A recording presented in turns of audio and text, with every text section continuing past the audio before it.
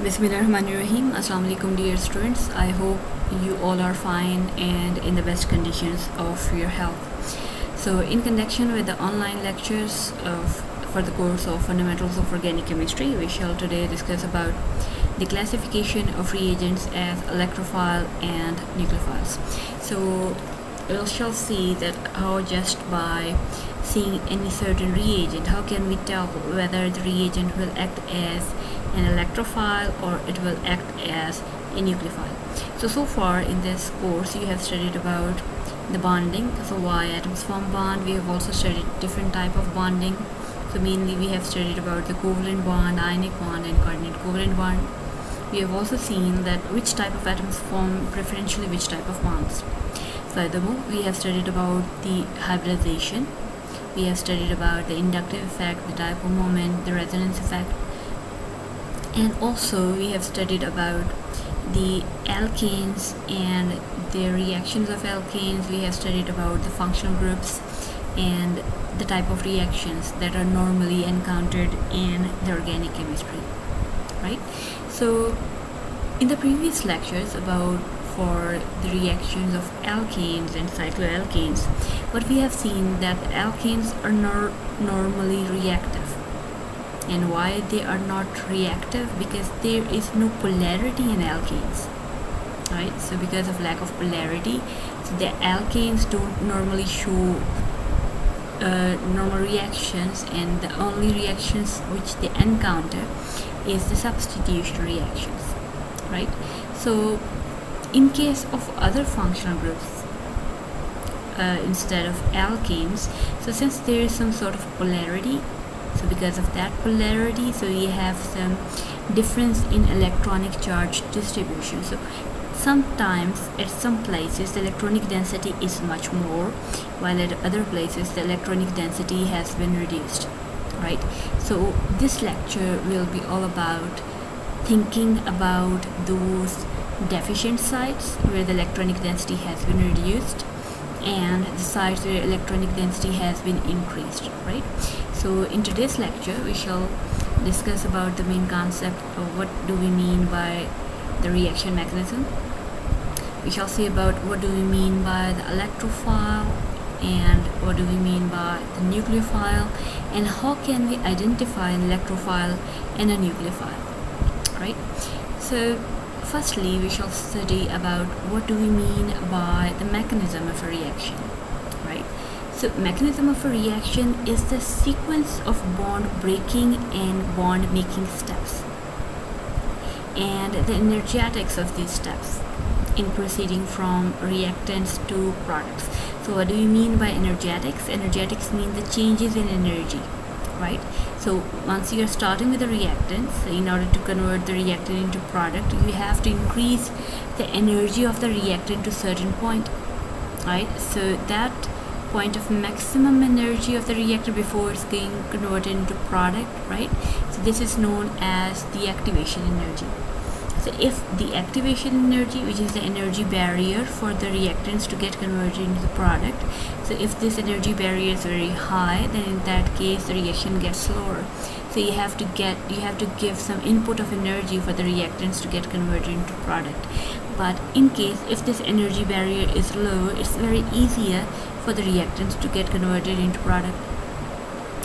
So the energy changes that take place when you convert the reactant into product, so these energy changes are known as energetics for those reactions, right? So the mechanism of a reaction, it is mainly concerned with number one, the sequence of bond breaking and bond making, and secondly it is concerned with the energetics of each step when a reactant is being converted into product. So there are thousands of organic reactions, such as you know about esterification, you know about saponification, you know about imide formation, addition, elimination, etc.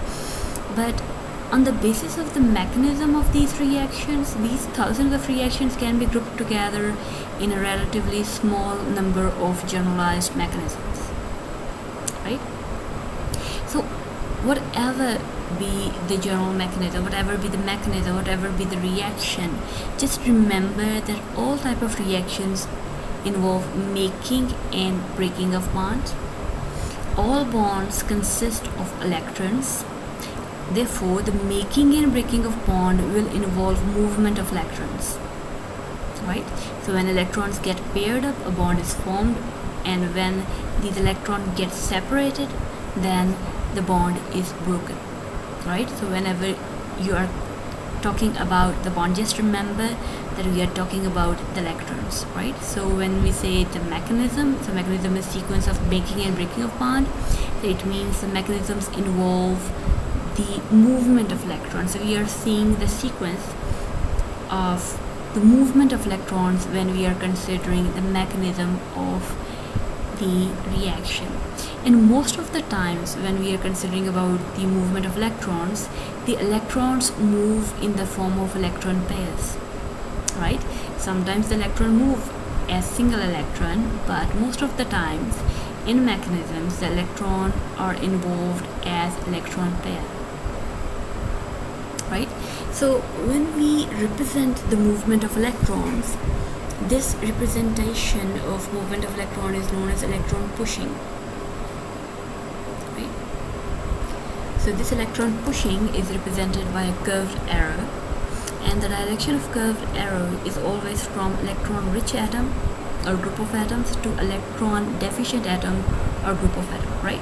So the origin of this arrow is showing the source of electrons, right? The source of electron is a place or the atom at which electronic density is higher, and the destination of this arrow means the head of this arrow will point towards an atom which is electronically deficient, right?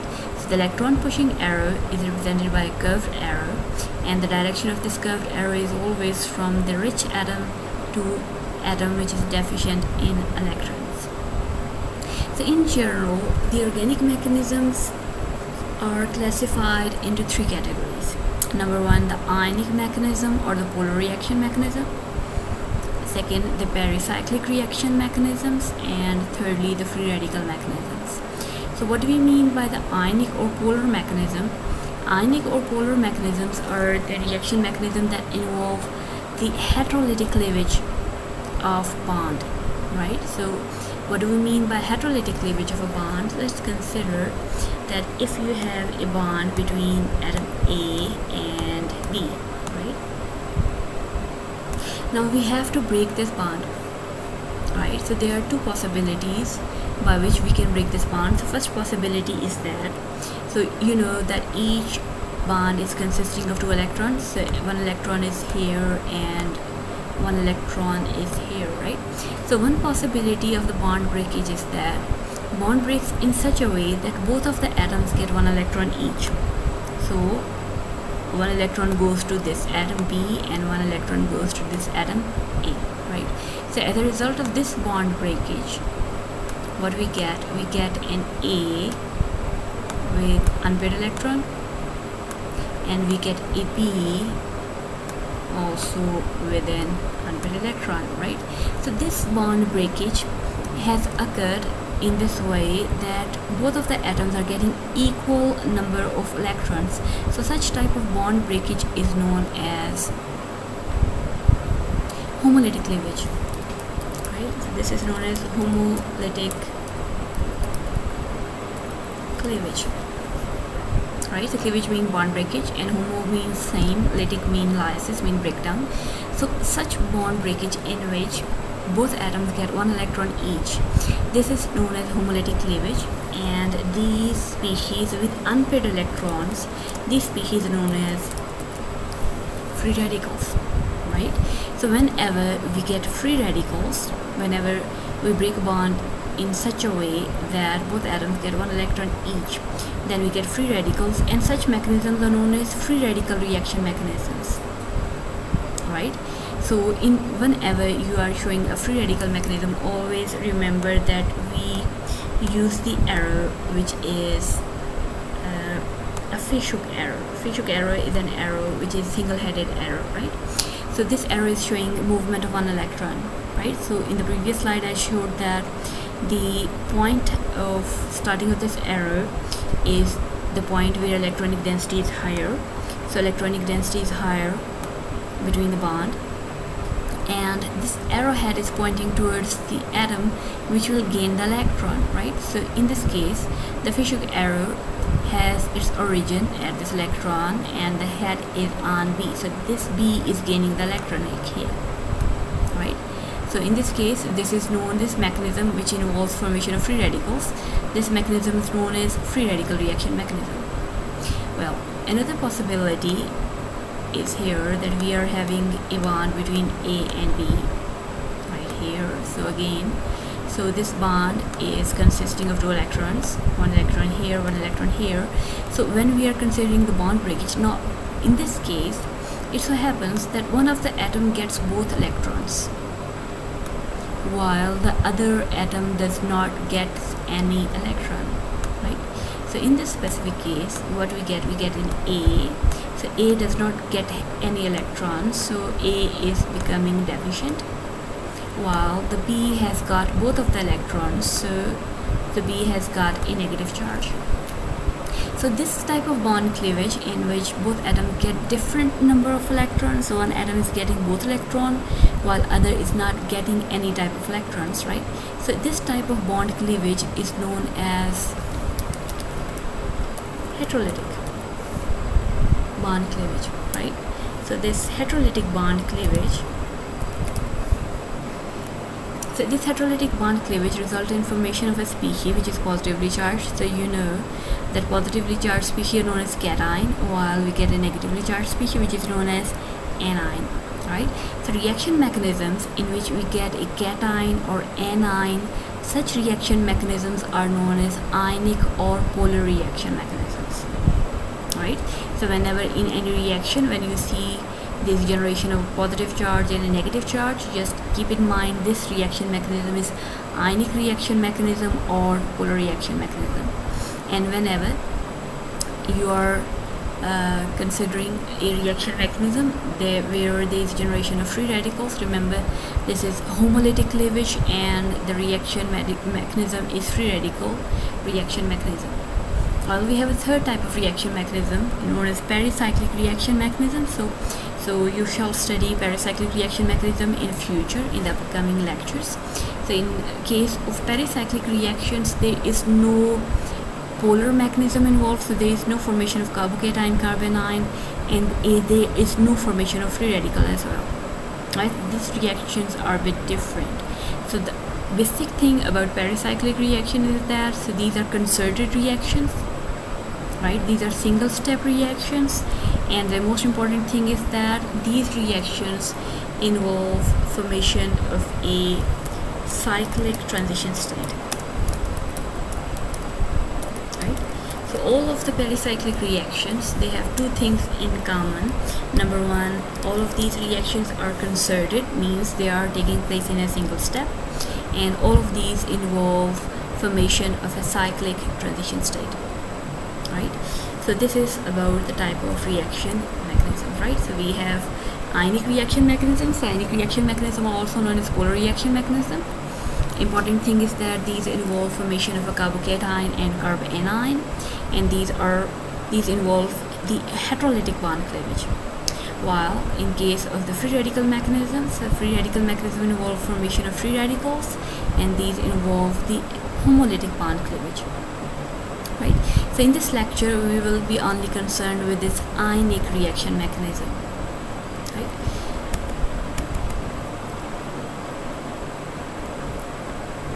So in case of ionic reaction mechanism, right, so in order to understand these ionic reaction mechanisms, we need to be able to recognize whether a particular reagent will accept an electron pair or it will donate an electron pair. Right, so in heterolytic cleavage, you saw that one of the atoms was accepting an electron pair, so it was accepting 2 electrons, while the other was not gaining any electrons each.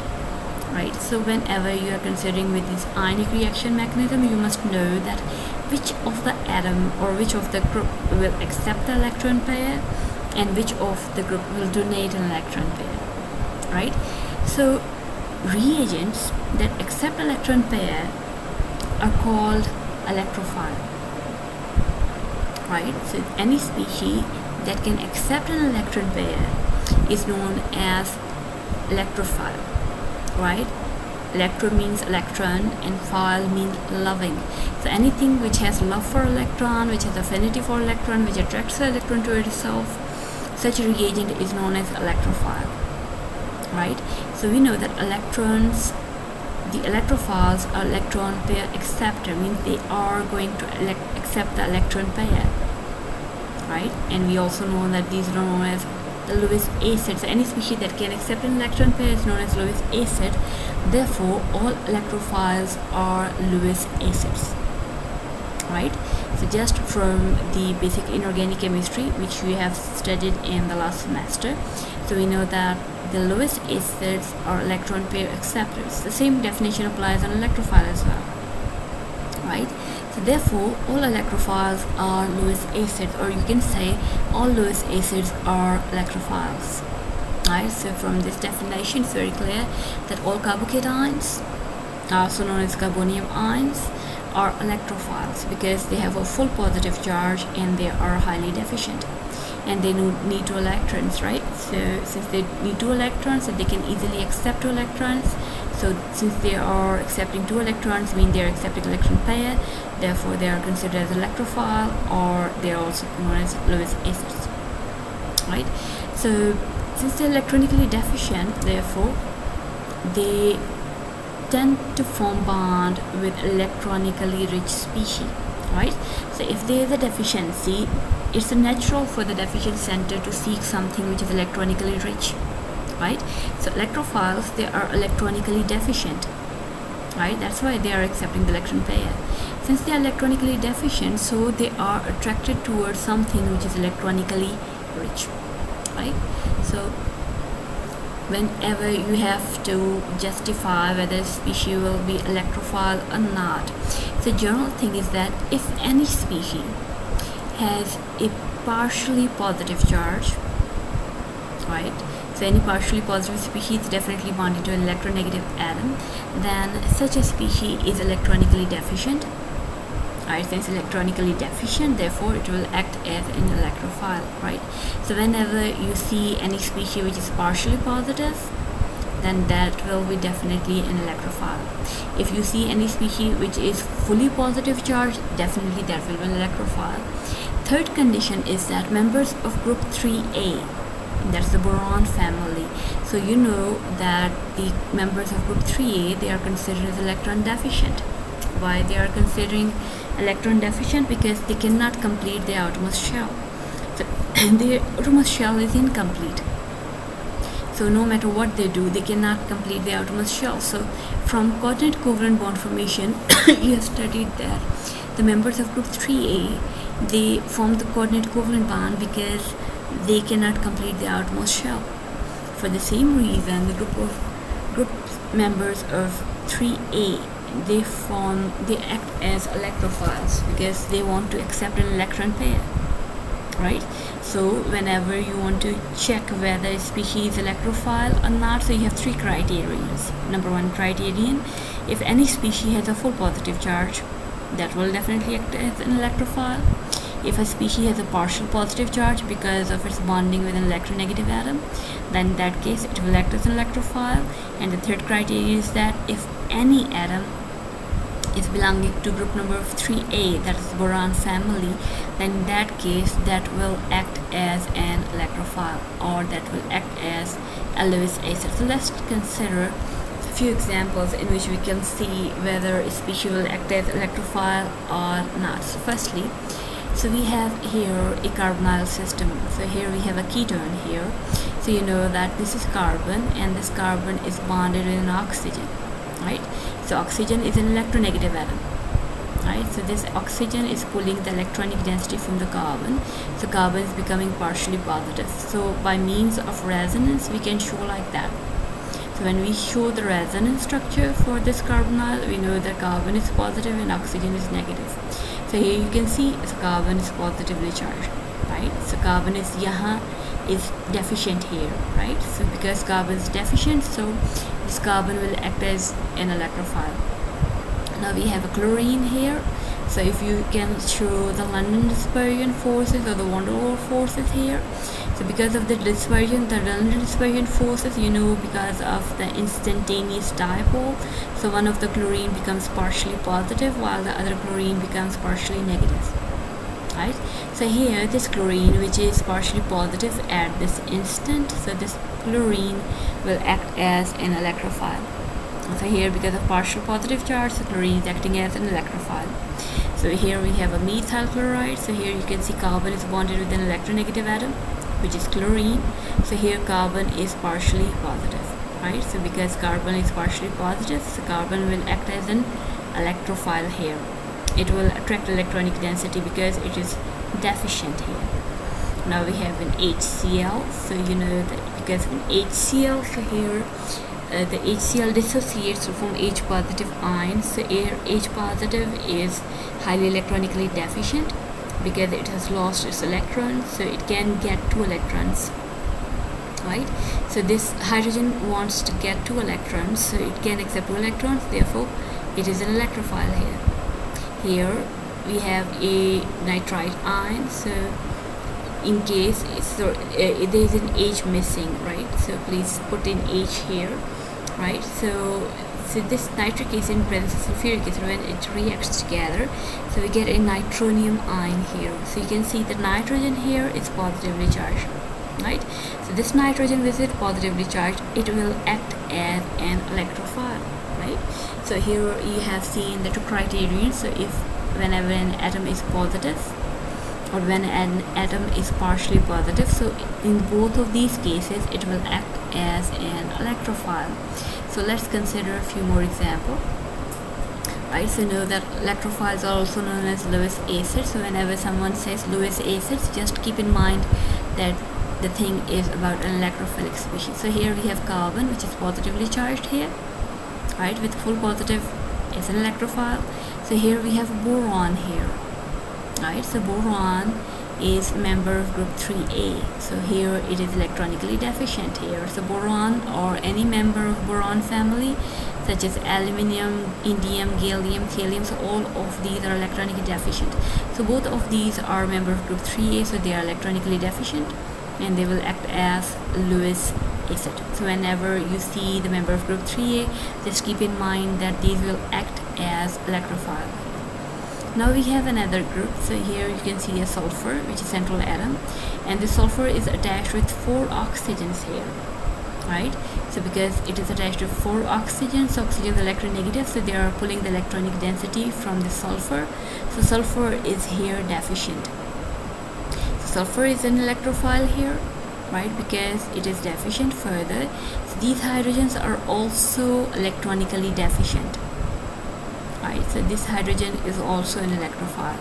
Also sulfur is acting as an electrophile here. So whenever you see something which is deficient, whether that is because of the appearance of a full positive charge, or whether there is appearance of a partial positive charge, or whether you see a member of group 3A, then just make sure whatever you are talking about, you're talking about an electrophile here. So just for example, so here we have H positive ion, you can say full positive charge, so that's an electrophile. So here we have CO2, carbon dioxide. So this carbon dioxide, this carbon, which is central, is partially positive. So this carbon is electrophile, right? We are not saying carbon dioxide is electrophile, we are saying this carbon is electrophile here, right? So whenever any electronically rich species attached or available, then this carbon will react with this rich species. So these oxygens are electronically rich, but this carbon is deficient here. So here we have an aldehydic functional group. You can see this carbon is partially positive, right? So this carbon is deficient, right? So just remember, it is not a molecule which is electrophile. It is the atom or group of atoms which is acting as an electrophile. So this carbonyl carbon here, this carbonyl carbon is acting as an electrophile here. Similarly, we have an ester functional group here. This carbon is also acting as an electrophile here. And here we have a methyl chloride. So because this carbon is attached directly with the chlorine, so chlorine is pulling the electronic density toward itself. So this carbon is becoming deficient. So this carbon is acting as an electrophile, right? So whenever you see a certain structure, and whenever you have to see whether the structure has a partial positive, partial or full positive charge, or if the structure has a electron deficient atom of group 3a, just remember that this species will act as an electrophile here. Now we have reagents that are capable of donating an electron pair, right?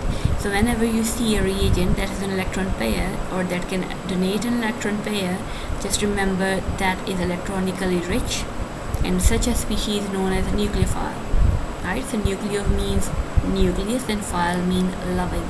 So nucleus has a positive charge. Here it means that any species that can donate an electron, that will be attracted towards a positive charge, right? So the nucleophilic species are electronically rich, and they are attracted towards species which are electronically deficient. All nucleophiles are electron pair donors, and you know that electron pair donors are known as Lewis bases. Therefore all nucleophiles are Lewis bases, right?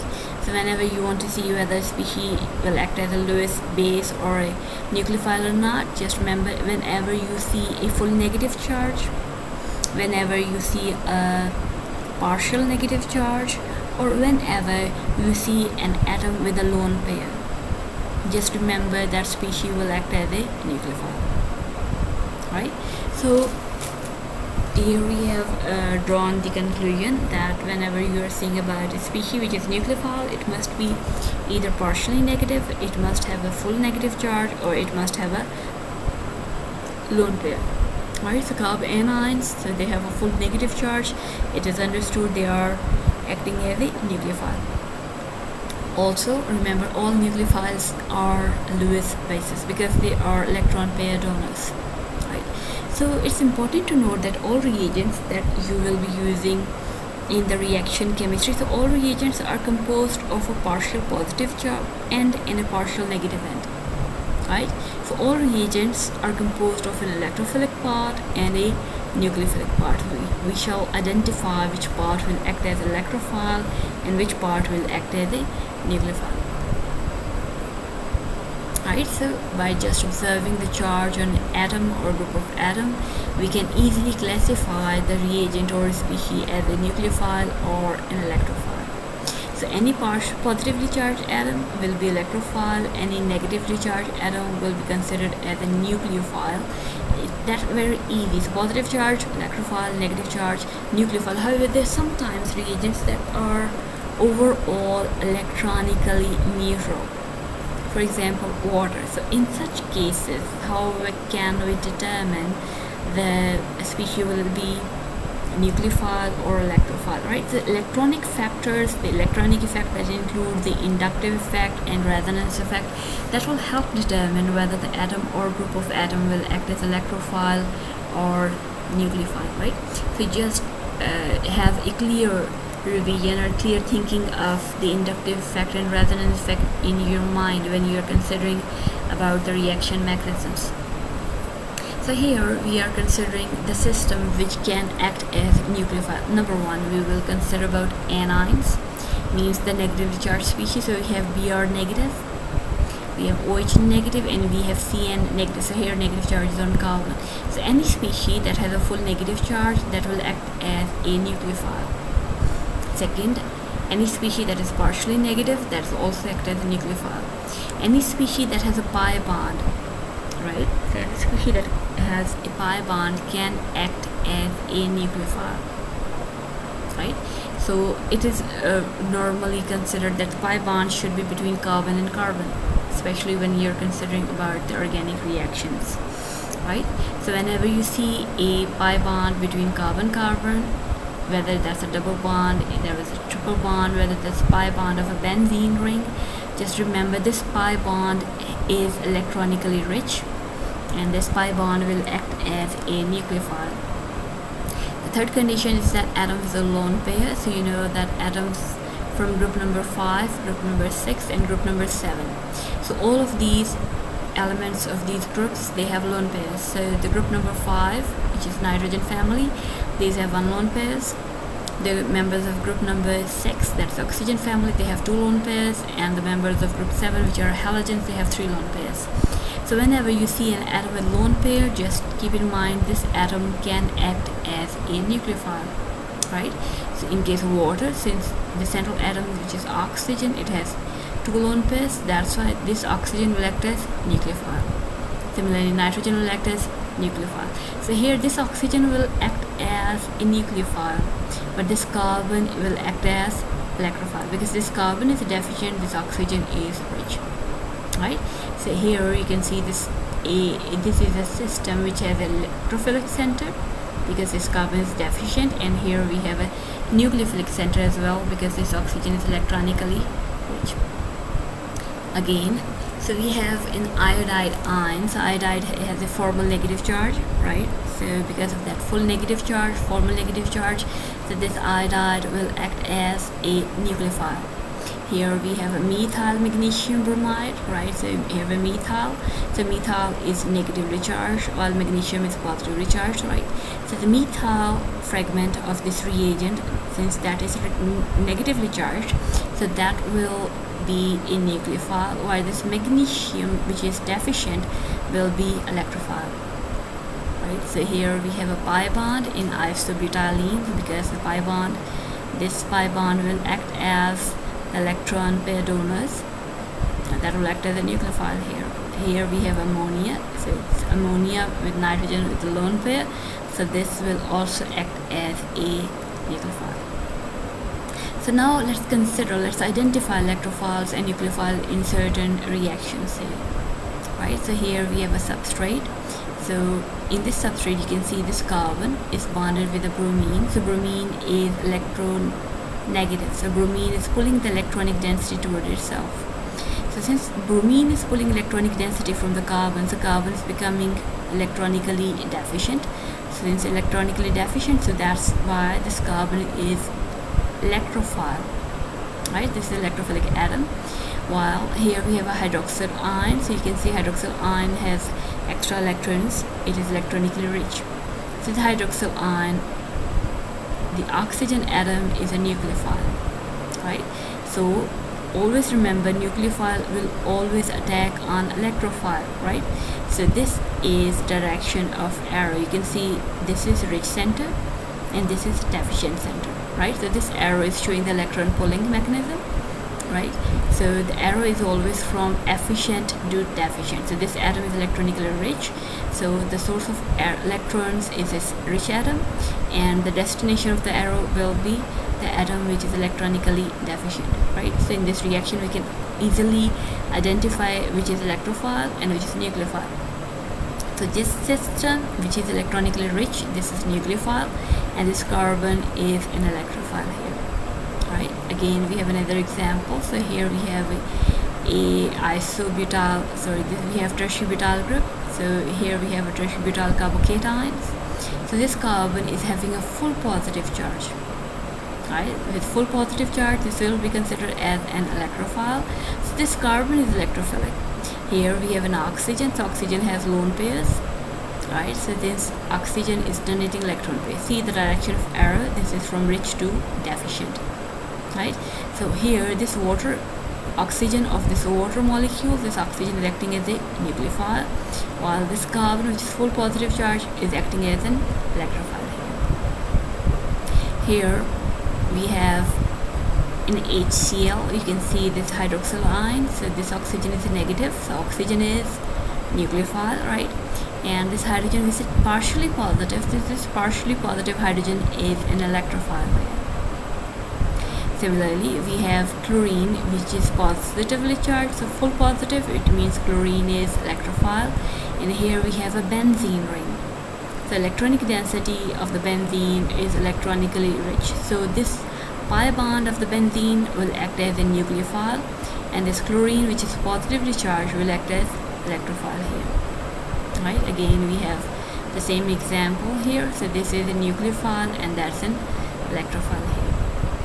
Guys, I hope so you have understood about the electrophile and nucleophile, and whenever you see a reagent and when you have to decide whether the reagent or the part of reagent will act as electrophile or not. Just see whether it has a positive charge, it has partial positive charge or not, right? Or so in these cases it will act as electrophile, or in case if there is an electron deficient atom attached as a central atom, then in that case the species will act as an electrophile.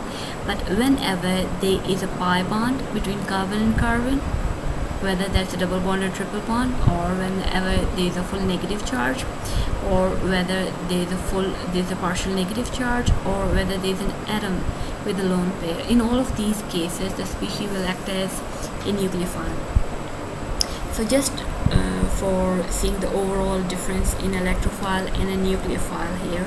So electrophile is an atom or a molecule or group of atoms that can accept an electron pair, while a nucleophile is an atom or a group of atom or a molecule that can donate electron pairs, right? So there's a difference in electron acceptance or electron donation. So any species that can accept electron pair, that's what we call electrophile, and a species that can donate electron pair, that would be considered as a nucleophile, right?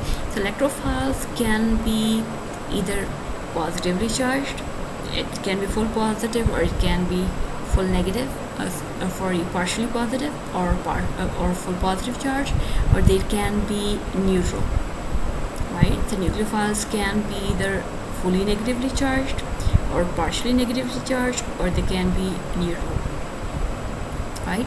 So the electrophiles undergo electrophilic addition or electrophilic substitution reactions. Similarly, nucleophiles also undergo nucleophilic addition or nucleophilic substitution reactions, right? So all electrophiles are known as Lewis acids and all nucleophiles are known as Lewis bases. I hope you have understood this lecture well. So that's the end of the lecture. Thank you for your patience.